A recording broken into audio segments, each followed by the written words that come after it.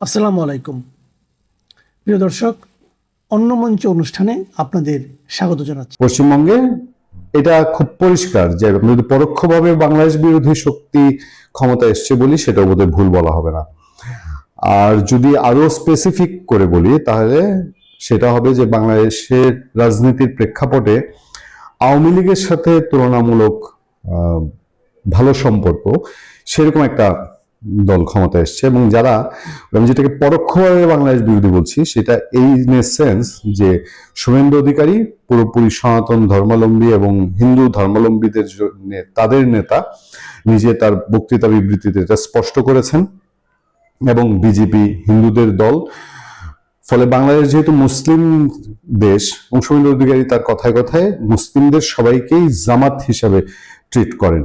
তিনি বলেন যে জামাতিদের, মোল্লাদের, মানে ওভারঅল বাংলাদেশের মানুষের মধ্যে যে সব জামাতি না, 95% মানুষ এই জামাত ইসলামীকে পছন্দ করে না, এইটা শুভেন্দু অধিকারীর বক্তৃতায় বোঝা যায় না। শুভেন্দু অধিকারী পশ্চিমবঙ্গের মুখ্যমন্ত্রী এবং তার রাজনীতির পুরো স্ট্যান্ডবাজিটাই বাংলাদেশ, পরোক্ষভাবে বাংলাদেশে এখন যারা শাসন ক্ষমতায় বা ডক্টর ইউনূস সরকার ছিলেন তার বিরোধী অবস্থান থেকে। এবং পশ্চিমবঙ্গের নির্বাচনে শেখ হাসিনা, আওয়ামী লীগ এই ইস্যুগুলোকে বিজেপি কাজে লাগাতে পেরেছে। পত্রপত্রিকায় স্পষ্ট নিউজ হয়েছে যে যেভাবে বাংলাদেশ ইস্যু, আওয়ামী লীগ ইস্যু এবং শেখ হাসিনা ইস্যুকে বিজেপি পশ্চিমবঙ্গের নির্বাচনে কাজে লাগালো, এরকম বহু আলোচনা হচ্ছে। আমাদের আলোচকরা পশ্চিমবঙ্গের নির্বাচনের পর আমাদের শোতে এসে তারা ওভারঅল সমস্ত পরিস্থিতি মিলিয়ে বলেছেন যে বাংলাদেশের সাথে যে একটা ভারতের ভালো সম্পর্ক হওয়ার প্রক্রিয়া শুরু হয়েছিল, এটা কোথায় যেন সামান্য কিছু হোঁচট খেয়েছে। আর শুভেন্দু অধিকারীদের যে স্টেপ, বিজেপি ক্ষমতায় আসার পরপরই পশ্চিমবঙ্গে ঘোষণা করেছে যে বাংলাদেশের সীমান্ত টোটালি সিল করে দেওয়া হবে। এবং সেই সিলের প্রক্রিয়ার মধ্যে দিয়ে শুভেন্দু অধিকারী যে ঘোষণা দিয়েছেন, সেই ঘোষণার পাল্টা রিয়াকশনও বাংলাদেশ দিচ্ছে।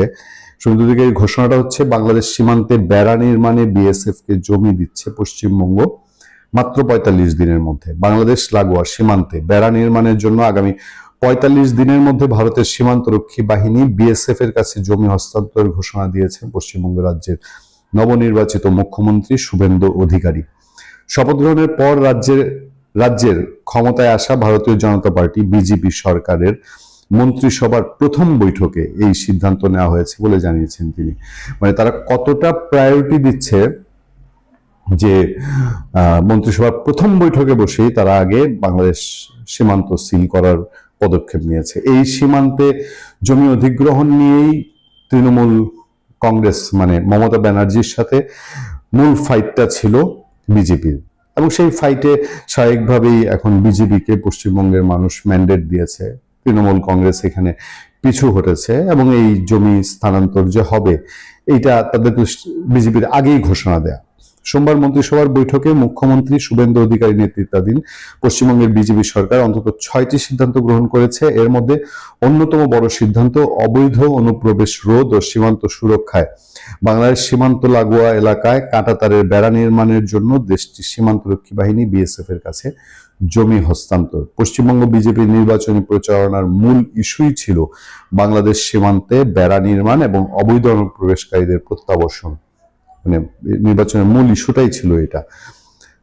সদ্য ক্ষমতা থেকে বিদায় নেওয়া মমতা বন্দ্যোপাধ্যায় তৃণমূল কংগ্রেস সরকারের বিরুদ্ধে আন্তর্জাতিক সীমান্ত রক্ষিত রাখার অভিযোগ করেছিল বিজেপি। কট্টর হিন্দুবাদী এই দল অভিযোগ করে বলেছিল সীমান্ত নিরাপত্তা ব্যবস্থা দুর্বল থাকায় বাংলাদেশ থেকে অনেক অবৈধভাবে অনুপ্রবেশ করেছে এবং ভোটের রাজনীতির স্বার্থে তাদের পরিচয় গোপন রেখে তৃণমূল কংগ্রেস বসবাসের সুযোগ করে দিয়েছে। স্বাভাবিকভাবে বাংলাদেশি যারা পশ্চিমবঙ্গে গিয়েছে এবং মুসলমান ধর্মাবলম্বীরা, তারা তৃণমূল কংগ্রেস এবং মমতা ব্যানার্জির একেবারে বলতে পারেন যে চোখ বন্ধ করে ভক্ত ছিল। একটা কথা সঠিক যে বাংলাদেশ থেকে লোক যায়, কিন্তু একেবারে যে বানের পানির মতন ইন্ডিয়ায় চলে যাচ্ছে, ইন্ডিয়া এমন কোনো আগ্রহের দেশ না যে বানের পানির মতো যেতে হবে। এটা সচরাচর বিভিন্ন দেশের বর্ডার এলাকায় যে ক্রাইসিস হয় বাংলাদেশের সঙ্গে সেই একই রকম ক্রাইসিস। বাংলাদেশ থেকে সাধারণত চোরা কারবারি এবং নিম্নবিত্ত মানুষ, খুবই নিম্নবিত্ত, যারা ধরেন রাজমিস্ত্রির কাজ করে। আমার পরিচিত একটা এলাকা আছে, একটা গ্রাম আছে, যে এলাকার এমন কোনো যুবক নাই ত্রিপুরা সীমান্ত দিয়ে পার হয়ে ভারতের হয় কয়লা খনি না হলে গাজার চাষ, এই দুই জায়গায় শ্রমিক হিসেবে কাজ করে না। যাক, এই ইস্যু যে এই প্রত্যাবর্তন ইস্যু এবং শ্রমিক ইস্যু বাংলাদেশের সাথে সম্পর্কে এফেক্ট করবে, এটার বলার অপেক্ষা রাখে না। যার উদাহরণ হচ্ছে বাংলাদেশের মানুষ কাঁটা তার ভয় পায় না, শুভেন্দুর পাল্টায় বললেন হুমায়ুন। বাংলাদেশের প্রধানমন্ত্রীর পররাষ্ট্র বিষয়ক উপদেষ্টা হুমায়ুন কবির বলেছেন, কাঁটাতার দিয়ে বাংলাদেশের মতো দেশকে এখন ডর দেখানোর মতো কোনো জায়গা নাই। বুধবার সন্ধ্যা থেকে বাংলাদেশের 3 বিভাগের কোথাও কোথাও এটা হচ্ছে হুমায়ুন বলেছেন, বাংলাদেশের প্রধানমন্ত্রীর পররাষ্ট্রে কাঁটাতার দিয়ে বাংলাদেশের মতো দেশকে এখন ডর দেখানোর মতো কোনো জায়গা নেই। ভারতের পশ্চিমবঙ্গের মুখ্যমন্ত্রী দায়িত্ব নিয়ে সোমবার মন্ত্রিসভার প্রথম বৈঠকেই বাংলাদেশ ভারত সীমান্তে কাঁটাতারের বেড়া দেওয়ার জন্য বিএসএফ কে জমি হস্তান্তরের ঘোষণা দিয়েছেন শুভেন্দু অধিকারী। 45 দিনের মধ্যে জমি হস্তান্তর করা হবে। মন্ত্রিসভার বৈঠক শেষে পশ্চিমবঙ্গের মুখ্যমন্ত্রী মিস্টার অধিকারী বলেন, আমাদের দেশের সুরক্ষার প্রশ্ন, পশ্চিমবঙ্গের সুরক্ষার প্রশ্ন এবং যেভাবে জনবিন্যাস বদলে গেছে, আজ প্রথম দিনই আমরা কেন্দ্রীয় স্বরাষ্ট্র দপ্তর ও বিএসএফ কে সীমান্ত সুরক্ষিত করার জন্য জমি ট্রান্সফার প্রক্রিয়ার অনুমোদন দিলাম। ভূমি ও রাজস্ব সচিব এবং মুখ্য সচিবকে দায়িত্ব দেওয়া হলো 45 দিনের মধ্যে হস্তান্তর প্রক্রিয়া সম্পূর্ণ করতে হবে।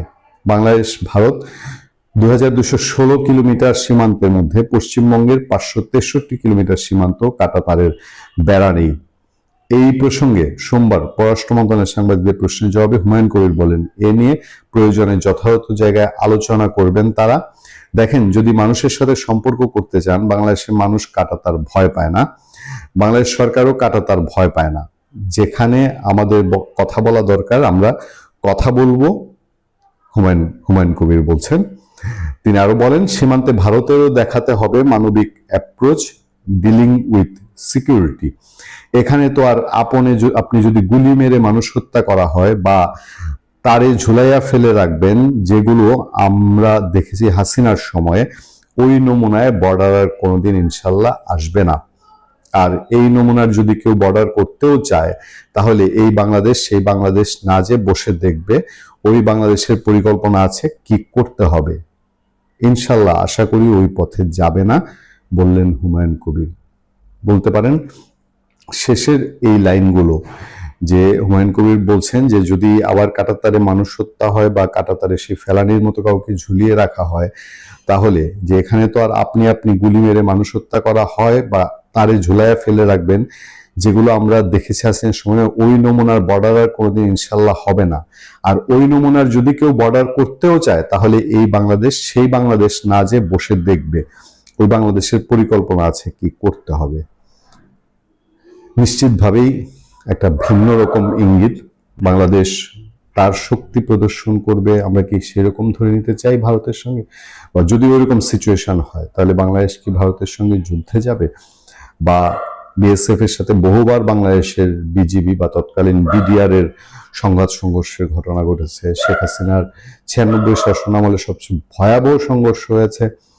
এখন বর্ডার কি এই কাঁটাতারের বেড়া দেয়া নিয়ে অস্থির হবে কিনা? দেখেন, ইন্ডিয়া যখন প্রথম কাঁটাতারের বেড়া দেয় বা মিয়ানমার যখন কাঁটাতারের বেড়া দেয়, স্বাভাবিকভাবে সীমান্তে অস্থিরতা দেখা দিয়েছিল। এবার কি আবার আমরা সেরকম কোনো কিছু আশঙ্কা করছি কিনা?